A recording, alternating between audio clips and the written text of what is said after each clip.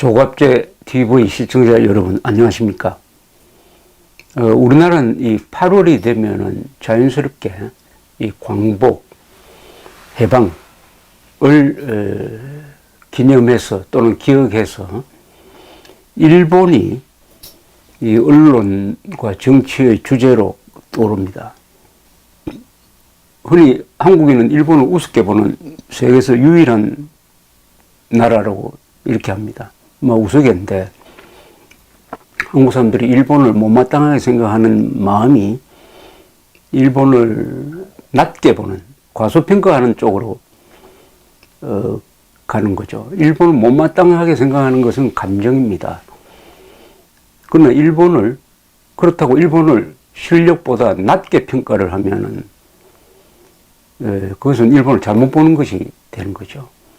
그러니까 이 감정과 객관적 사실을 서로 혼돈시켜 버리면 아주 그 결말이 좀 우습게 될 가능성이 많습니다. 저 사람은 나쁜 사람이다. 그러니까 무능할 것이다. 이렇게 생각하는 것과 같은 거죠. 나쁜 사람이 무능하지도 않고 내가 저 사람을 나쁘다고 생각했기 때문에 저 사람이 무능해지는 것도 아닌 것이죠. 하여튼 이 8월만 되면은 반일 논평, 반일 영화, 반일 행사가 참 많습니다. 그런데 상당수가 이 감정적으로, 주관적으로 기울다가 보니까 사실과 이렇게 동떨어진 생각을 갖게 되는 것이죠. 여기에 집착을 하면은 사람들이 이렇게 성숙되지 못합니다. 인간이 성숙됐다는 말의 의미는 상당 부분 자기를 객관화한다는 것입니다. 나란 존재는 객관적으로 어디에 있느냐? 자기 성찰을 하는 것이죠. 그러지 않고 자기가 보고 싶은 대로 보고 감정적으로 이렇게 생각을 하면은 자기 성찰, 자기 객관화가 되지 않고 그런 사람을 미숙한다, 인격이 미숙하다 이렇게 이야기를 합니다. 국가로 말한다면 미숙한 나라다. 우리가 자칫 이 일본을 너무 감정적으로 보기 시작을 하면은 그 손해는 우리가 됩니다. 한국 사람이 미숙한 존재가 된다. 일본을 너무 미워하다가 그렇게 되면 결국 그 손해는 우리한테 오는 것이다. 미워하는 걸로 친다면은 조선 선비들이 일본을 참 미워했죠.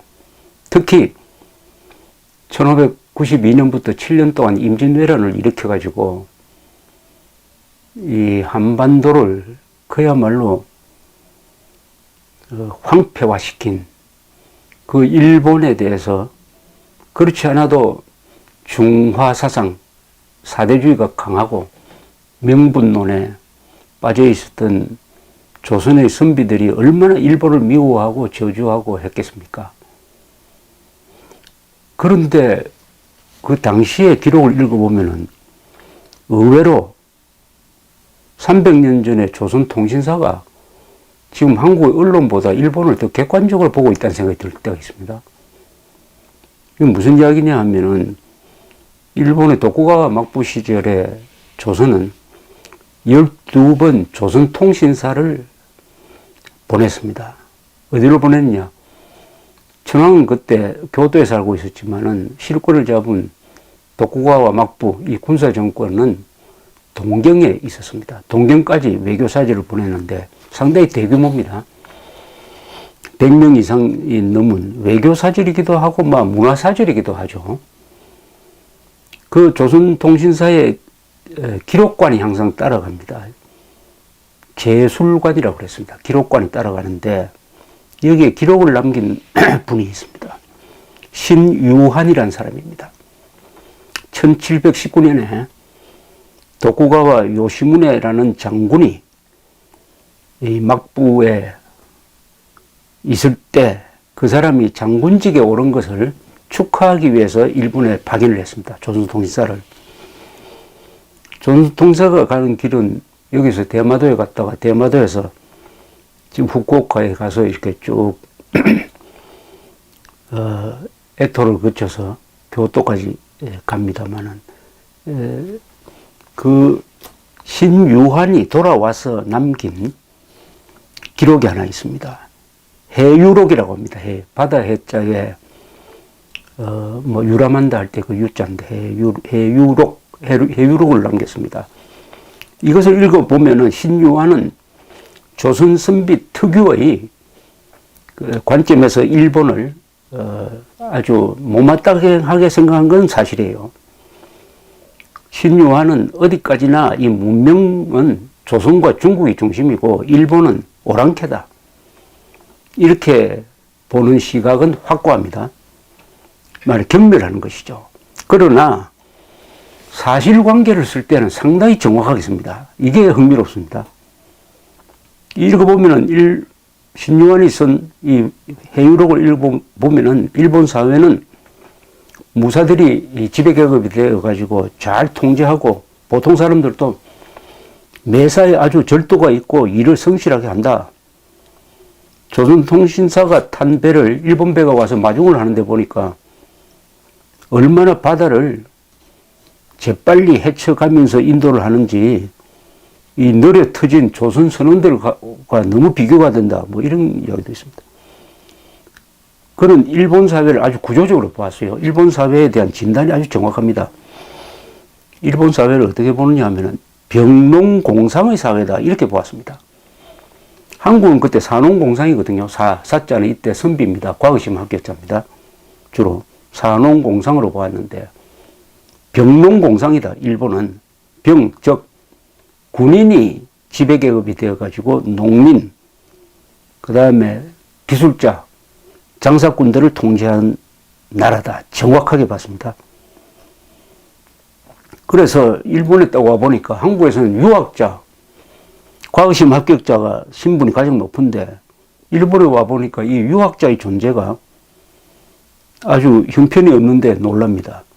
그리고 이 일본의 병, 사무라이죠 말하면. 일본의 이 지배층인 이 사람들이 꽤 유능한데 또 놀랍니다. 병은 이 무사입니다. 무사는 안일하면서도 여유가 있고 장사꾼들은 부유하지만 세법이 무겁다. 세금을 많이 낸다. 기술자들은 기술이 뛰어나지만 제품값이 너무 싸다. 농민들은 고생을 하지만 조세 이외에는 다른 부역이 없다. 신유화는 아주 예리하게 분석을 하는데 놀랍게도 군인들이 지배하는, 무사가 지배하는 일본 사회가 조선조보다 계급차별은 덜한 것 같다. 계급차별이 덜한 것 같다라는 아주 재미있는 표현을 합니다. 그리고 일본의 이 관료 사회는 명분만 정해지면 상하가 단결하여 일을 정연하게 처리한다. 이런 표현을 씁니다. 회유록에 신유환 조선통신사의 제술관, 기록관이 쓴 겁니다. 태수, 여기서는 다이묘, 일본의 영주죠. 태수는 평범하고 다소 못나 보였지만은 그 부하들은 태수의 명령을 받아 행하는데 조금도 빈틈과 소홀함이 없었다.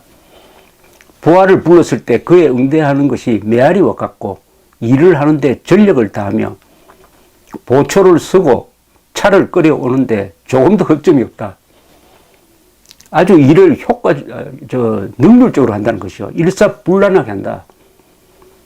그런데 그 영주는 다소 좀 어리석하게 보여도 부하들이 그 영주의 명령을 너무나 잘 이행을 한다. 어떻게 보면 영주보다 부하가 더 똑똑하다. 이런 표현입니다. 이 조선통신사가 지나가면 이게 큰 구경거리였습니다. 일본에서는. 그래서 마을 사람들이 나와서 양쪽에 도열해가지고 구경을 하곤 했는데 거기에 대해서 신유환의 회유록은 이렇게 적고 있습니다. 구경꾼들은 길 양쪽으로 갈라서 앉아 있는데 키가 작은 사람은 앞줄에, 큰 사람은 뒷줄에 앉는다. 차례대로 대열을 이루고 누구 하나 소란을 피우고 이탈하는 이가 없이 엄숙했다. 한 사람도 길을 넘는 자가 없었다. 즉 질서정연했다는 이야기입니다. 줄을 서고 키 작은 사람은 앞줄에, 큰 사람은 뒷줄에 딱 서가지고 또 차렷 자세로 구경을 했다는 거죠. 몸에 이 사무라이가 다스리니까 군법으로 다스리기 때문에 이렇구나라고 이제 결론을 내립니다. 사람들이 아주 군사 문화가 몸에 익었다는 뜻이죠. 지금 뭐 일본인의 그 질서 정연함이 벌써 이때부터 다져졌다는 뜻 아니겠습니까? 신유한은 또 이렇게 씁니다. 일본 사람들이 총명하다. 문자를 많이 안다. 그리고 무엇보다도 책을 많이 읽고 책을 많이 생산한다. 이 독서열에 감탄하는 대목이 있습니다. 신유한의 글에 보면은, 신유한은 이렇게 적고 있습니다. 일본인들은 대체로 총명하고 말을 잘 하는데 필담을 해보면은 이 한자로 써서 이렇게 대화를 하는 겁니다. 필담을 해보면 기연 미담을 인용한 표현이 많다. 즉 명문을 인용한 표현이 많다. 의미력이 풍부하다는 뜻이죠. 이 나라의 서적은 조선에서 가져온 것이 100이라면 중국의 남경으로부터 가져온 것이 1000을 헤아린다. 고금의 이서나 백가의 문집이 출판된 양을 본다면 조선의 10배 이상이다. 글을 좋아하는 사람들과 대화를 나눠보니 사람이 글자를 묻는 것처럼 보고 생각하는 안목이 아주 밝다. 고사를 논하고 평하는 소견도 적확하게 짝이 없다. 이 사무라이가 다스리는 일본에 무슨 글하는 사람이 있겠느냐 했지만은 이 선비의 눈에, 조선 선비의 눈에 비친 일본 사람들은, 물론 자기가 상대한 사람들이니까 일본의 상류층이겠죠. 그럼 책을 많이 생산해낸다. 글을 좋아한다. 그리고 이야기를 서로 해보면 잘 통한다. 말을 하는데 표현이 정확하다. 이렇게 이야기를 하고 있습니다. 여기에 참고를 할 거는, 당시에 일본 사람들은 한자를 썼지만은 지금으로부터 1000년 전에 이미 일본 가다가나 히라가나로 표현되는 일본 문자를 만들어서 그 문자와 한자를 섞어서 썼습니다. 그러니까 아주 온전한 한문과 한글을 같이, 한자와 한글을 같이 써야 정확한 한국어가 표현이 되는데, 일본에서는 이미 그런 문자 생활을 1000년 이상 해왔다. 그것은 일본 사람들이 말을 정확하게 한다. 문장을 아름답게 쓸 수 있었던 역사적 배경이 있다는 것을 알아야 됩니다. 우리나라는 세종대왕이 한글을 만들었지만 한글을 보편화시키지 않고 있다가 개화기 때 비로소 한자와 함께 한글을 쓰기 시작했는데, 그때부터 이제 한글과 한자 혼용 시대가 시작되는데 그 역사가 100년 남짓입니다. 일본은 정상적인 문자 생활을 한 게 1000년이 지났어요. 그렇다면 일본 사람들의 문학, 문장력이 뛰어날 수밖에 없는 거죠. 그래서 신유한이 놀라고 있다고 저는 보여집니다. 신유한은 또 오사카에서 특히 서적 출판이 왕성한 것은 일대 장관이다라고 평하고 있습니다. 특히 퇴계집, 이퇴계의 문집이 오사카에서 많이 출판이 됐답니다. 이렇게 적고 있습니다. 일본 사람이 나한테 묻는 항목을 보면 퇴계집과 관련한 것이 가장 많다. 도산서원은 무슨 굴에 속합니까? 이퇴계 선생의 후손은 몇 명이며 무슨 직책을 맡고 있습니까? 퇴계 선생은 생전에 무엇을 좋아했습니까? 라고 꼬치꼬치 묻는 것을 다 적을 수가 없을 정도이다. 왜 이렇게 일본 사람들이 이퇴계에 관심을 가졌느냐 하면은, 임진왜란 때 잡아간 이 유학자들 중에서 이퇴계 문화생들이 이퇴계 제자의 이퇴계 그루 계열에 속한 사람들이 있었고, 또 이퇴계가 쓴 책이 그걸 베껴서 일본에서 많이 간행이 되면서 이퇴계 사상의 핵심이 뭐냐? 인간의 성실성을 강조하는 거 아니겠느냐? 이렇게 해서 이퇴계의 사상을 뽑아가지고 그 사람들이 이 통치를 할 때 이용한 면이 있습니다. 통치를 할 때 이퇴계의 가르침을 특히 명치유신 시기에 하나의 교육 지침으로 만들었다. 그래서 이퇴계에서 한국 사람이 배운 것보다는 일본 사람이 이퇴계를 배워서 나라 발전에 서먹은 것이 더 많은 것 같이 느껴지기도 합니다. 바로 300년 전에, 지금으로부터 300년 전에 19년 무렵에 벌써 이런 현상이 있었다는 이야기죠. 신유한 씨는 참 꼼꼼한 분인데, 조선통신사가 계속 말 타고 걸어서 가니까 애토까지 가는 그 여행 경로에 여러 군데 이제 숙박하기도 하고 음식점에 가기도 하지 않겠습니까? 이 주점에 대한 관찰 기록도 이렇게 남겼습니다. 이렇게 썼습니다. 주점의 여자 종업원들은 반드시 화장을 하고 깨끗한 복장을 하며 그릇도 청결하다. 일본의 풍습은 그릇이 불결해도 먹지 않고 주인을 보고 누추하다고 생각하면 먹지 않는다. 아주 흥미롭습니다. 일본의 주점에는 여자 종업원, 그릇, 복장, 주인이 다 깨끗하다. 깨끗하지 않으면 일본 사람들은 먹지 않는다. 안 찾아간다. 뭐 이런 뜻입니다. 요사이 일본 여행을 하면은 일본의 음식점, 여관이 얼마나 깨끗하냐 하는 것을 연상시키는데 그게 다 이런 뿌리가 있다는 이야기죠. 신유화는 또 일본인들이 의외로 남녀 간에 스스럼이 없다. 이런 또 기록도 남깁니다. 여자들은 외국인한테도 손을 흔들고 웃고 말하는 소리가 낭낭하며 넓은 길에서 남녀가 머리와 뺨을 만져도 조금도 부끄럽게 생각하지 않는다. 이 종합하면은 신유한 제술관의 일본 관찰기를 종합하면은 이런 일본 이미지가 떠오릅니다. 사람들이 책을 많이 내고 많이 읽는다. 그 다음에 외국 문물을 배우고 외국인에게 즐겨 묻는다. 군사문화의 지배로 해서 사람들의 행동이 절도가 있으면 능률적이다. 깨끗하고 서비스 정신에 투철하다. 남녀 간 차별이 심하지 않다. 이렇게 보여집니다. 이런 신유한의 해유록에 대해서 일본에서 막 국민 작가라고 알려졌던 시바리오타로 우리나라에서도 이분 독자가 많습니다. 언덕 위의 구름, 러일린을 다룬 언덕 위의 구름, 료마가 가다, 뭐 이런 책이 있습니다만, 이 시바리오타는 신유한이 너무 일본을 부정적으로 묘사했다. 이렇게 하면서 몇 가지 비판한 글이 있는데, 이런 대목이 있습니다. 시바리오타라고 신유한의 이 관찰에 대해서 비판을 하면서 당시의 일본 사회를 설명한 글 중에서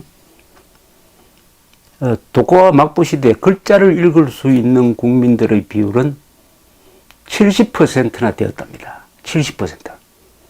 문맹률이 그러니까 30%밖에 안 됐다는 거죠. 그 당시에 조선에서는 아마 문맹률이 7, 80, 90%나 되지 않을까 이렇게 생각합니다. 지금 시바리오타로 이야기입니다. 국민의 약 10%는 사족, 즉 사무라이였는데 이들도 식자 계급이었다. 그를 아는 사람들이었다는 뜻이죠. 또 농업, 상업, 공업에 종사한 사람들도 문자를 알았다. 신유한 선생이 보았다는 오사카도 그러했다. 이 도시에서는 학교가 있었고 거기 교과서만도 여러 종류가 간행되었다. 그리고 글자와 주판을 모르면 상점에서 일할 수가 없게 만들었다. 그러니까 상인들도 주판을 다룰 줄 알았을 뿐만 아니라 글을 알았어야 하였다. 이렇게 식자가 많았다. 문맹률이 적었다. 문자 해독률이 높았다는 점을 계속 강조를 합니다. 요사이 OECD 국가에 대한 조사를 보면은 지금 세계에서 문자 해독률이 지금 제가 말하는 문자 해독률은 고급입니다. 어려운 문장을 이해할 수 있는 능력이 일본인이 압도적으로 1등입니다. 그런데 문자 해독률이 높다는 것은 뭐냐 하면은 이 IT 시대에 잘 적응하고 문제 해결 능력이 강하다는 뜻을 함축합니다. 그러니까 문자 해독력, 책을 읽고 이해하는 능력이 일본 사람이 최고다. 근데 그게 막부 시절부터 70% 사람들이 읽을 수 있었다는 거죠. 그리고 막부 시절에는 서점이 있었습니다. 서점. 조선시대에 서점이 하나라도 있었습니까? 없었죠. 막부 시절에는 애토 거리마다 서점이 있었습니다. 지금 일본의 신문은 1면에서 5면까지는 무조건 책 광고입니다. 가장 비싼 1면에서 5면까지는 무조건 책 광고에 아주 싸게 지면을 서비스를 합니다. 그러니까 독서를 많이 하게 하면은 교양인이 되고, 교양인이 되면 문명인이 된다 하는 그런 점에서 막부 시절부터 일본이 노력을 해서 드디어 책을 가장 많이 읽는 사람이 되었다. 신문 구독률도 일본이 세계에서 1등입니다. 그러다 보니까 일본의 신문의 질이 아주 높습니다. 이게 다 국민의 교양을 높이는 데 기여했는데, 신유한의 기록도 그렇고 시바리오따로의 기록을 보면은 막부 시절부터, 즉 사무라이가 다스리던 그 시절부터 이미 문맹률이 낮았다 하는 점을 알게 되면서 이 민족성이라는 것이 뭐 몇십 년에 이루어지는 것이 아니라 수백 년에 걸친, 때로는 수천 년에 걸친 투자의 결과가 아니겠느냐, 이렇게 생각이 듭니다. 시바리오따로는 또 이 신유한을 비판하면서 이렇게 이야기를 합니다. 일본을 이해하려면 막부 시절에 시장 경제가 있었다는 것을 이해해야 된다. 막부 시절에 일종의 자본주의가 꽃을 피우고 있었다. 일본에는 약 270개 정도의 지방 영지죠. 번이 있어가지고 서로 산업과 학문을 가지고 경쟁을 했다. 그리고 한국처럼 유교를 받아들이더라도 관념론으로 빠지지 않았다. 그것은 바로 시장이 있었기 때문이다. 시장이 있었기 때문에 관념론이 배척이 되었다. 이 시장의 중요성을 굉장히 강조를 하고 있습니다. 그러니까 막부 시절에 명치신이 일어나기 이미 250년 동안 계속되었던 일본의 막부 시절에 이미 일본이 발전할 수 있는 시장 경제의 구조가 있었다. 거기서 상인들이 큰 소리를 쳤다. 비록 형식적으로는 무사가 지배계급인 것 같았지만 이 상인이 많았다는 점을 일본 발전의 기초로 지금 규정을 하고 있는데, 이 박정희 대통령이 비슷한 생각을 가지고 있었습니다. 박정희 대통령은 1960년대 근대화를 주도하면서 이런 말을 자주 했습니다. 산농공상으로는 안 된다. 상공농사가 돼야 된다. 즉 장사하는 사람이 가장 우대를 받아야 된다. 상공농사가 돼야 된다. 이렇게 이야기를 했습니다. 이 말에 아주 깊은 원리가 있습니다. 세계 역사를 보면은 세계를 제패하고 군사적으로 제패하고 경제적으로 주도한 나라는 상인적 기질을 가진 나라가 많습니다. 상인적인 기질을 가진 민족이나 국가가 인류 국가를 만드는 경우가 많습니다. 예를 들어 보겠습니다. 바이킹입니다. 바이킹. 이 사람들은 해적이기도 하고 상인이기도 했습니다. 그 다음에 바이킹의 후예라고 볼 수 있는 노르만, 잉글랜드로 쳐들어가서 오늘날의 영국의 기초를 만든, 그리고 무엇보다 유명한 베니스 제국을 만든 베니스 상인. 베니스에는 상인이 또한 군인이기도 했습니다. 그리고 15세기, 17세기 포르투갈과 스페인, 그 다음에 17세기 네덜란드, 18세기를 주도했던 영국, 20세기의 미국, 이 나라들이 다 상인적 기질, 무역을 많이 하고 세계를 돌아다니는 사람들이었습니다. 동양에서도 마찬가지죠. 몽고 사람들이 이 상인적 기질이 있는 사람입니다.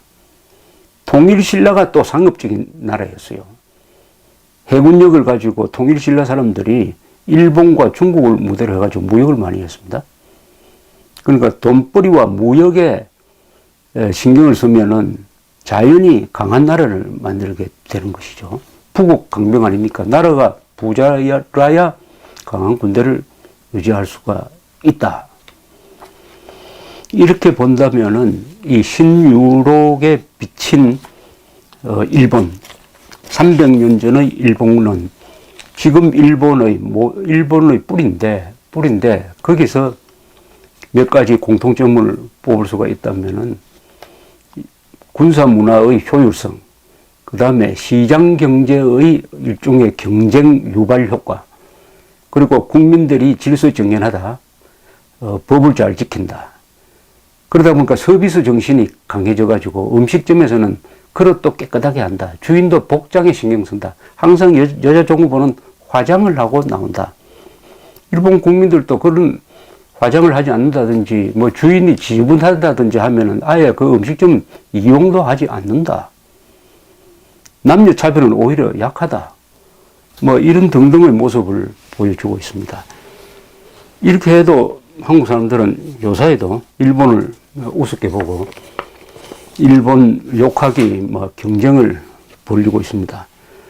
그렇게 해가지고 한국이 일본을 능가하는 나라를 만드는 원동력이 되면 좋겠는데 일본의 장점까지 우리가 무시할 필요는 없겠죠. 일본의 장점과 단점을 잘 가려가지고 단점은 받아들이지 않고 장점을 받아들여가지고 우리를 발전시켜서 모든 면에서 일본과 대등하거나 일본을 능가하는 나라를 만드는 게 이게 그 길입니다.